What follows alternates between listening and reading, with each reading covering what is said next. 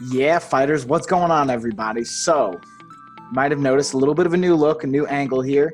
Got a nice desk set up in the home studio, and we're going to be talking about today specifically why you're probably failing, and you're 90% likely to fail if you're doing this. And what are we talking about when it comes to failing? Failing is a very general term. What I specifically want to target about is your diet. All right, this is a probably at this point commonly known stat, but I wanted to reiterate it because I think it's such a powerful data point. But before I jump into this, breakdown on 90% failure rate when it comes to diets, I wanted to just remind you guys we have the Life of a Fighter Academy set up, which is where we have all of our blogs. Our content is being shifted over to, so you can go to www.lifeofafighter.academy/blog to check out all the amazing content. We have all the news with our updated courses, when the next launch date is going to be. Right now, our launch date is going to be January 6th of 2021 with that New Year's launch. We're going to be ramping up. We're going to be having webinars actually setting up prior to it. So all the questions that we started to notice that will come up, we're going to answer on those webinars, give you guys value, and just be able to knock this one out of the park. We're leveling up the Action Taker Fitness course combined with the 28-day challenge, adding even more value and really just taking it up a notch, which I'm really excited about. So that's just a quick reminder to you guys, as well as we have for all of November, 20% off. For most of our products and services, all the selected items will be linked to below where you can get more insight. So with that being said and all out of the way, let's jump into the topic on this idea. Again, 90% failure rate. That is a crazy data point, right? And that's what we tried to address with the 28-day challenge originally from a nutritional standpoint, and then building it into the Action Taker Fitness course, adding in fitness components, adding in other variables, adding in accountability from the group perspective, as well as now we're adding in some live calls depending on which option you pick. And this idea and why my perspective on why people fail when it comes to a diet is because it's exactly that. It's a diet. What's in that? This is what's, I think I haven't talked about enough, and interesting to me is diet, right? The word diet. And the idea to me is your kind of approach and lifestyle is going to die. Like, it's not sustainable because a lot of what happens is this New Year's resolution or whatever the time is, you're inspired. You're like, I'm all gung-ho. I'm going to work out 5 days a week or whatever I'm going to do. Or from the nutritional standpoint, I'm going to cut all these calories, not going to do anything, and I'm going to be so strict and know this and know that. And the downside is, guess what? That's not sustainable. You're not being honest with yourself. And that's what we talk about. And then on top of that, not being sustainable is where, people are going to gain their weight back in the 12 months. Let's say you lose weight, even so it's not that you're going to fail in the diet. Let's say you even see, success with your diet. Let's say you lose weight, you see the results that you want or some variable of those results.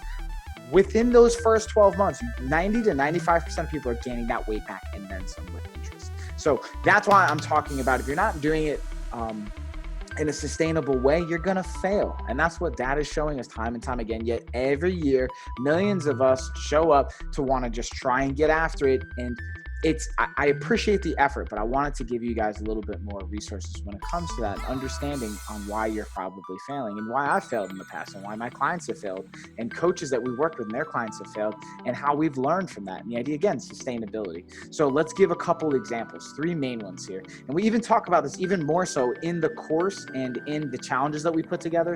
But I wanted to give you guys a little bit of a nugget of information here of a different perspective that you may not have heard. Even if you've done the course, I wanted to give you guys a little bit more here. And the idea is, we talk about even in the course, listing your problems, your barriers, and how you can overcome them, but being able to know what's important to you and know what are some things you're not going to go without. For example, if I had to go the rest of my life without peanut butter, it's not sustainable. I don't care how good I'm going to look on the beach. I'm not going to do it, just plain and simple. And I know that about myself. So you need to be honest with yourself when it comes to this quote unquote diet or really this lifestyle change. What are the changes you're willing to make? What is acceptable in there and what is just not acceptable? What are some things you're not willing to go without? Or what are some things that you need to have? Like, I know I need to work out 5 days a week minimum. I don't care if I'm injured, if I'm not, whatever's going on, I'm working out 5 days a week.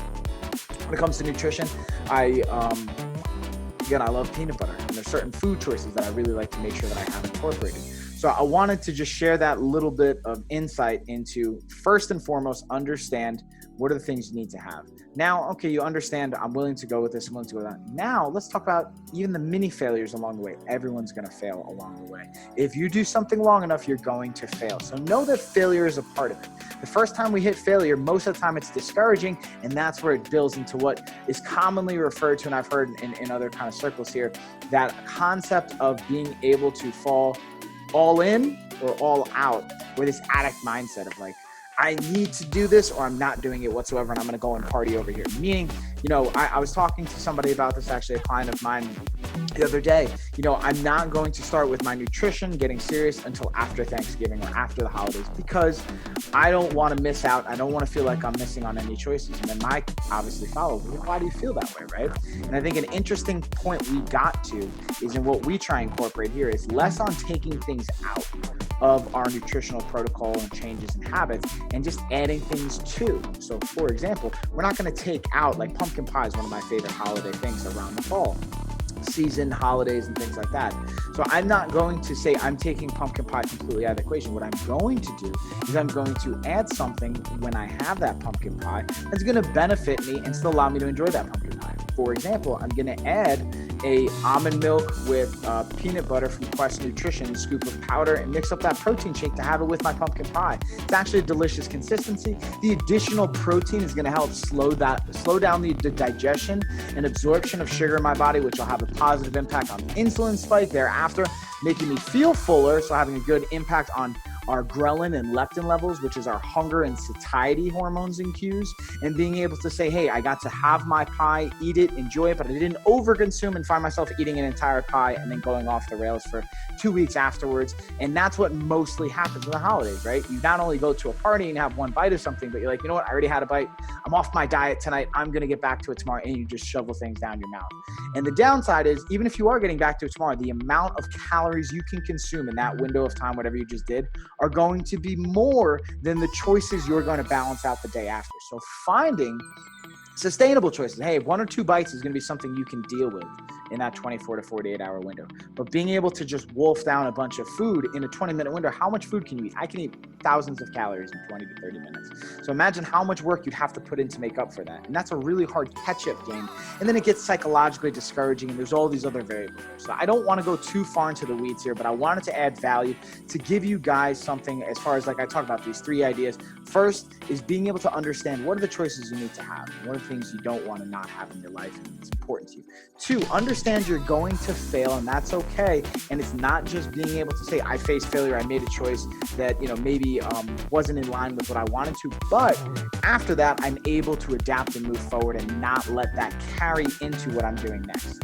The next piece, the third option, is, again, the sustainability variable, is the transparency and accountability that comes with working with a coach. And obviously, we're going to be biased here at Life of a Fighter, and me as a health coach, because I'm a coach and that's what we do here, I'm going to be biased to the value of coaching, but it's true. And it doesn't even have to be us or coaches. It doesn't even have to be something you pay for. It could be your buddy. I call him the accountability buddy. It's just literally a friend. Like, I have friends that I follow up with that I don't pay. They don't pay me. Even though I'm a coach, I have my team of coaches, and I have my buddies that we check in with, and we hold each other accountable. Like, hey, you said you were going to do this by this. What happened?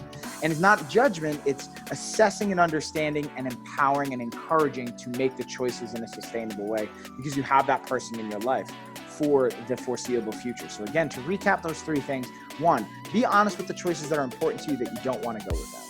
2, understand you're going to fail and know that's okay, and be able to bounce back from failure. Number 3, have an accountability buddy, an accountability system, a support system, whether it's a coach, whether it's a friend, whatever it is, have that in place so that you can make sure that you have someone outside of yourself to hold you accountable. All right, y'all. So those are the 3 things I wanted to highlight, talk about. I know you'd find value in, and more than likely why 90% of people are failing when it comes to diets, and how you can do it differently, and that doesn't have to be you. And if you want to hear more on this topic, as well as potentially sign up for our webinar when they start to come out towards the end of November and into December, leading up to our next Action Taker course launch and our challenge course launch, just put your info below. I'll put a link so that you guys can sign up for our webinar to hear about that, our newsletter, and all that fun stuff. And I will check you guys later. Thanks, y'all. Peace.